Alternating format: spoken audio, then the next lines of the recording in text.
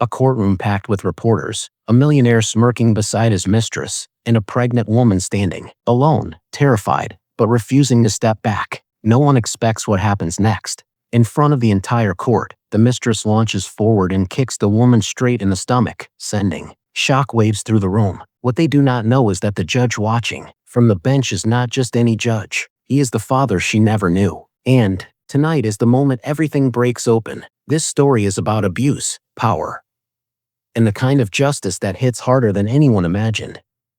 Hello everyone. Before we dive into today's emotional story, I'd love a quick favor from you.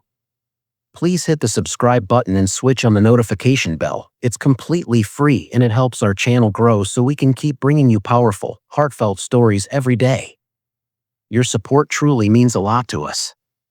Also, tell me in the comments, which city or country are you watching from? I always enjoy seeing where our family is tuning in. Thank you so much. Now, let's step into the life of our today's story. Hours earlier, Hannah had stood outside the courthouse trying to steady her breath. 7 months pregnant, exhausted, humiliated, and alone.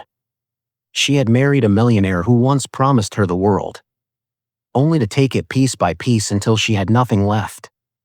Inside, her soon-to-be ex-husband Grayson Hale lounged beside his mistress like he was attending a movie premiere, not a domestic abuse hearing. His mistress, Vanessa, played with her diamond earring as if bored, her legs crossed elegantly until her rage exploded. But Hannah had expected cruelty from them.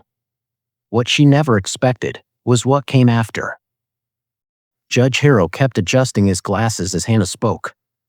His expression stayed controlled, but every word from her lips hit him like a memory he couldn't place. Her middle name. The way she held her hands when scared. The small silver necklace around her throat. The soft tremble in her voice. It all whispered familiarity. Then, when Vanessa attacked, when that violent kick landed, Samuel's heart didn't beat like a judge's. It beat like a father's. Even though he didn't know her name. Even though he didn't know her story. Even though he didn't know the truth yet. Something inside him screamed. This is my blood. Hours after the attack, Hannah lay in a hospital bed shaking with pain and fear. Machines beeped. Nurses rushed. Tears streamed down her cheeks as she whispered to the baby inside her. Please. Please stay with me. Then her phone vibrated. Not with a threat from Grayson. Not with a reporter's call. But with a one-sentence email from a name she didn't know. If you are Hannah Clark, I believe I am your father.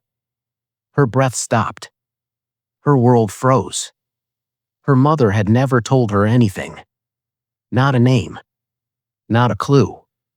Nothing. Why now? Why him? Why here, after the worst moment of her life? The next morning, the door to her room opened softly. Judge Samuel Harrow stood there, not in his robe, but in a simple shirt and jacket, holding a small envelope in his trembling hand. His voice was quiet. Gentle. Afraid. I'm sorry. I won't stay long. But I believe you may be my daughter. Hannah's heart lurched. He handed her the photograph. A young woman smiling in the sunlight. Her mother. The same necklace. The same eyes. Her world tilted. You loved her? Hannah whispered. She was the only woman I ever loved, Samuel answered. She vanished before I knew she was expecting. I searched for years. For the first time since her mother's death, Hannah felt a truth settle into her bones. She wasn't unwanted. She wasn't abandoned. She wasn't alone. Her father had never walked away. He had simply never known. As the truth unraveled between them, Hannah's fetal monitor beeped steadily beside her. Her baby was still holding on.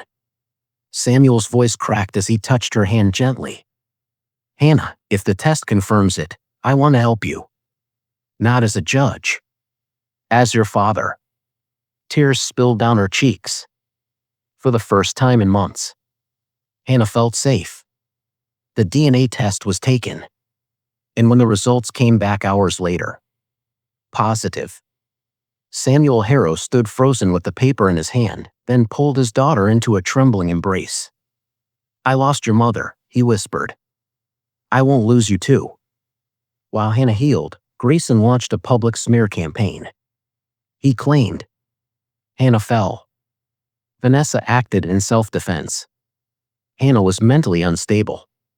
He was the victim of manipulation. But the world had seen the unedited video.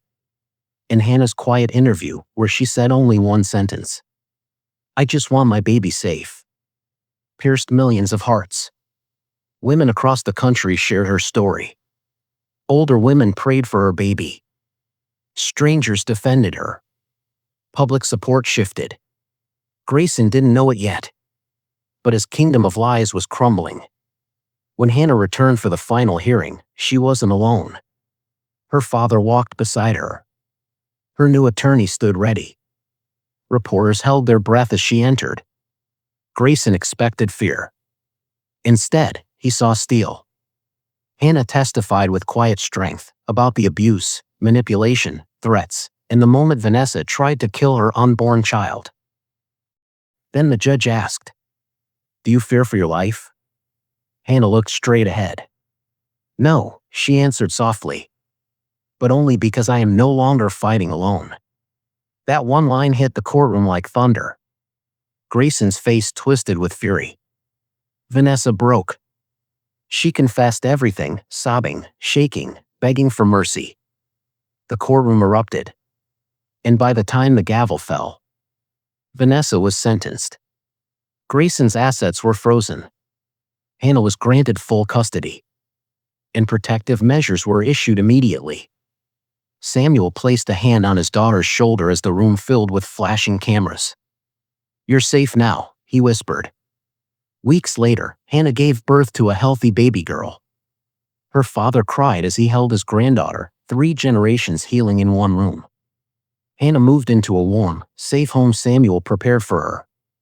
Light returned to her life. Her smile returned. Her strength returned.